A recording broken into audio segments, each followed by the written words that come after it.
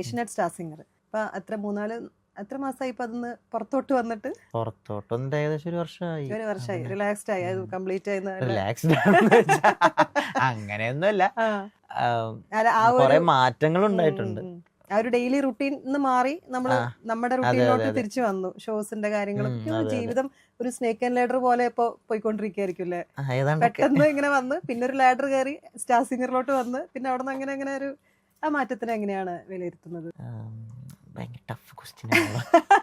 അതായത് ലൈഫില് ഒരുപാട് ചേഞ്ചസ് ഉണ്ടായിട്ടുണ്ട്. കാരണം ആരും അറിയാത്തൊരു സ്ഥിതിയിൽ നിന്ന് ഇപ്പൊ നമ്മൾ പുറത്തിറങ്ങുമ്പോൾ ഇത് പാട്ട് പാടുന്ന പയ്യനല്ലേ, പേരറിയില്ല എങ്കിൽ പോലും പാട്ട് പാടുന്ന ആളല്ലേ എന്ന് ചോദിക്കുന്ന ഒരു രീതിക്ക് ഉള്ളൊരു മാറ്റം എന്ന് പറയുന്നത്, ഒരാള് നമ്മളെ മനസ്സിലാക്കുക എന്നുള്ളത് തന്നെ ഒരു വലിയൊരു കാര്യമാണ്.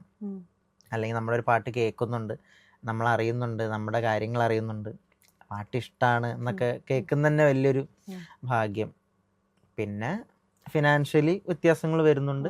ഷോസ് കുറെ ചെയ്യുന്നുണ്ട്, കുറെ വലിയ ആർട്ടിസ്റ്റുകളുടെ കൂടെ ഷോസ് ചെയ്യാനായിട്ടുള്ള ഒരു ഭാഗ്യം ഇപ്പോൾ കിട്ടുന്നുണ്ട്. അങ്ങനെ നല്ലത് മാത്രം.